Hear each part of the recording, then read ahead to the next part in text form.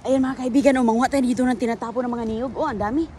Hala, ang daming mga niyog mga kaibigan. Pang buko salad na dis. Trabahuin pa natin to. Ayan, kuha tayo dito. Ayan, lagyan na natin dito sa ating trunk. Ubusin natin yan mga kaibigan. Kaya malaki naman yung ating lalagyan.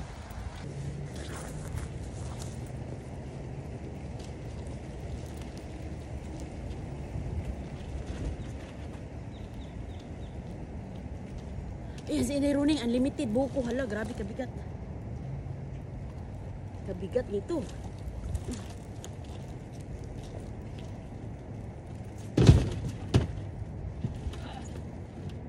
Wow. Ay mga kaibigan, oh, pang ano na to, pang ginataan.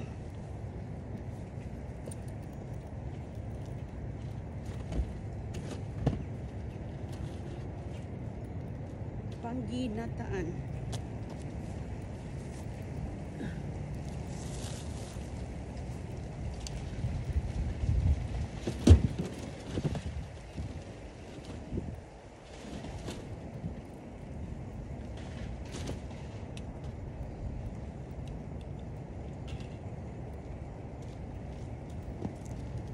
Ayan oh, kadami mga kaibigan ay. Oh, tinapon lang nila yan. Tinapon.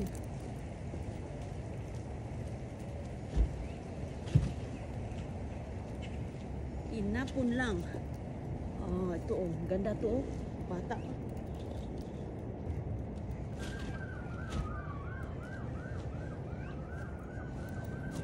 Ito ang pangbuko salad ng mga bulilit. Ningkamot si Inday oh.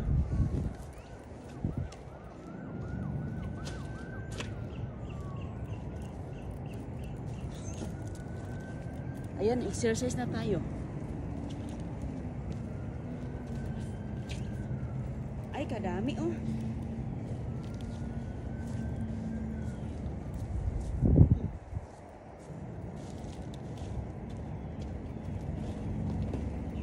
Hanggat mapuno. Oh.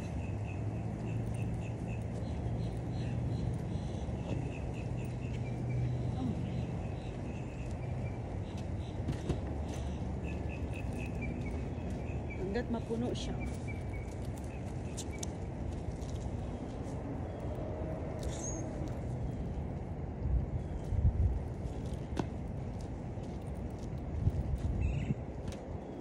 Uy. Ayan mga kaibigan. Ito oh, pangbuko talaga.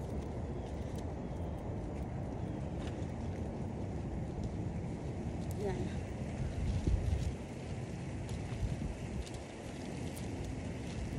Si ako na to ni kay.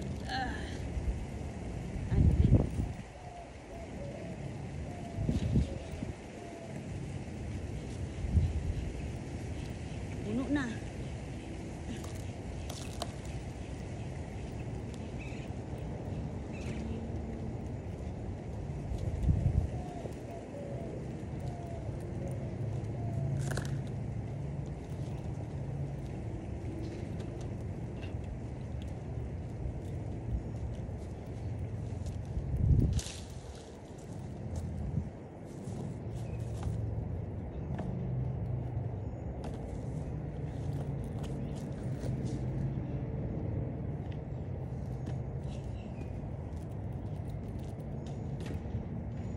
Yan.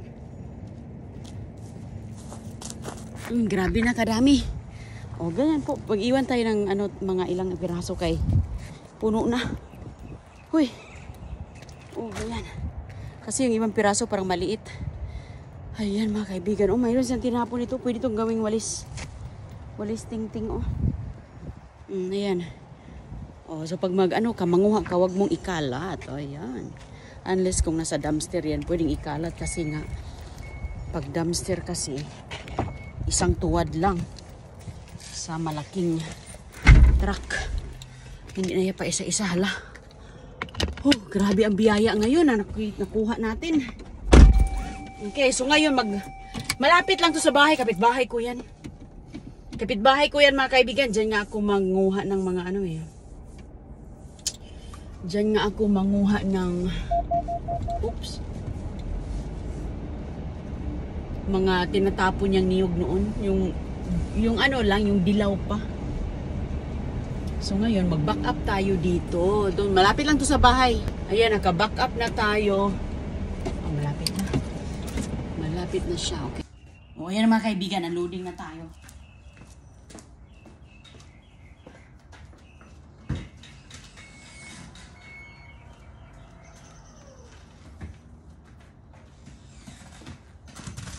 Lagyan natin ng plastic eh, para hindi madumihan. Bata pa talaga ito. Importante dyan, tubig din eh. Okay, ito, dala din natin to. Sabi lang kayo, mahirap kasi. Yan. Mahirap siyang tatanggalin. Nalaka, hindi magkasya yung ating. Puno na yung sasakyan natin. Kami mga kaibigan, alam ko yung ano yung bata pa at ano yung sobrang tanda. Ito, bata to, maganda to tubig. Sa tingin ko to, walang laman. Masyadong bata pa siya. Sa bukid, ito yung trabaho namin sa bukid eh. Kupras. Mangkuprasay kami. Hindi runing, kupras ba, kupra. Dami namin niyog doon sa probinsya.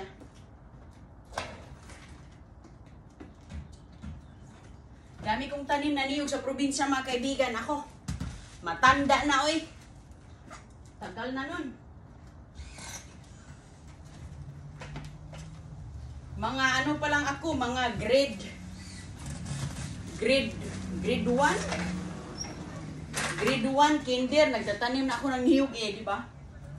Matanda na talaga.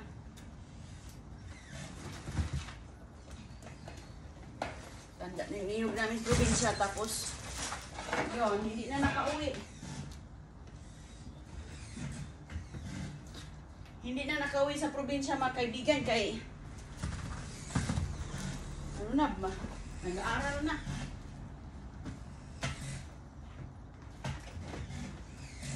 Nag-aaral. Saka doon, layo-layo.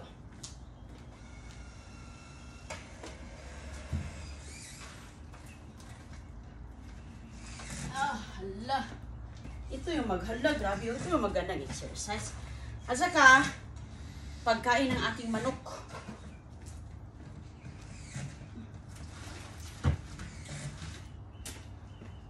Pagkain ng manok natin.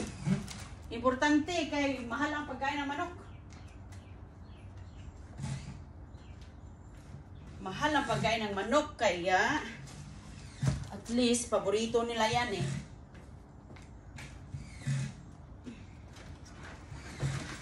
Naghahanap talaga ako ng niyog kasi isang piraso. Nako, kulang lang yan ng manok. Naghanap talaga ako ng niyog mga kaibigan kaya sabi ko, ba't hindi ko makita ang niyog ngayon? Kaya ngayon, sobrang swerte. Sobrang swerte natin kay nako, libre na pagkain sa manok.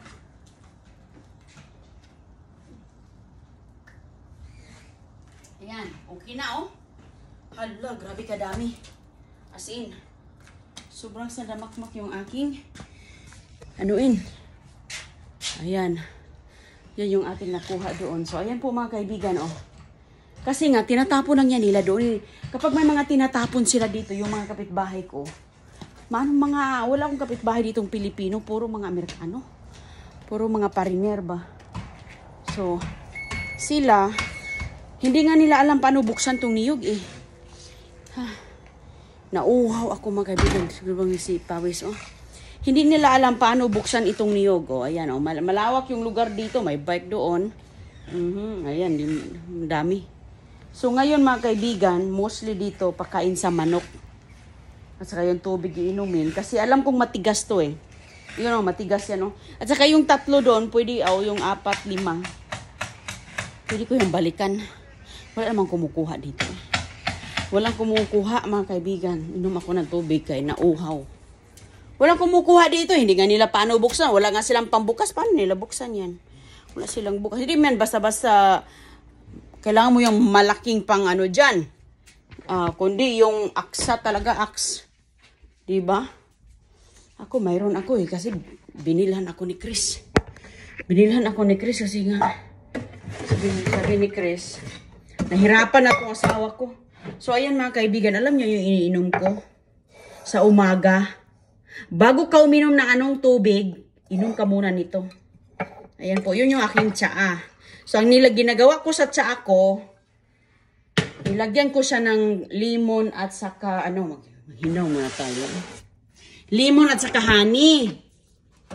Oh, lemon at honey yung nilagay ko dyan. Yun yung aking tubig. So ngayon, kumakain lang po ako. Kapag yung mga bulilit ko, punta na sa school, di ba? Nagluto ako, ganyan-ganyan. So ngayon, may sinabay ko na din yung tsaa ko. So minsan, hindi ako makapag-tsaa sa, kahapon, hindi ako nakapag-tsaa kahapon. So ngayon, nakapag-tsaa na ulit ako. Mga mga every other day. Kasi nga, depende din sa oras na ko mga kaibigan. Ang dami kong ginagawa. Tingnan mo nga naman. Ang dami ko na namang trabahuin. Yun lahat, bubuksan ko yun siya lahat mga kaibigan in one time. Kasi, dito kasi sobrang init na. Sobrang init na dito. So, kailangan po na siya. Antag dito. Bihis ako kay basta yung may lakad ko naman ako. Okay.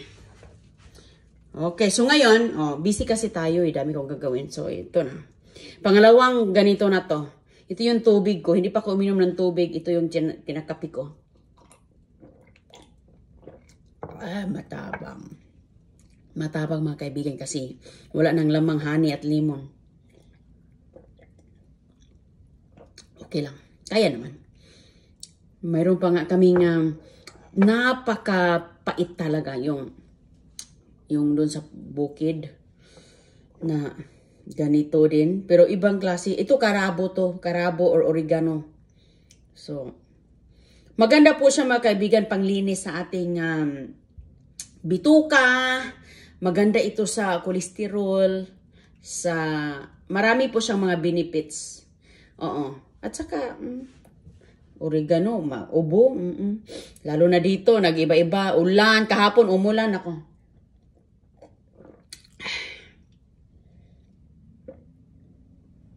Pero kung wala kang kalamansi, okay lang. Kung wala kang honey, okay naman. Kami nga, ganun man ginawa namin. Yung iba nga mga kaibigan, yung dahon, pinipiga. Pinipiga yung dahon sa kutsarita. Tapos yan, iniinom agad. Ito is mainam pa kasi pinakuluan. Lagyan natin yan dito sa ating kaya mataba yung ating gulay mga kaibigan kasi yung ating mga hinugasan. Doon natin nilagay. Mga balat ng itlog. Doon ko yan tinatapon.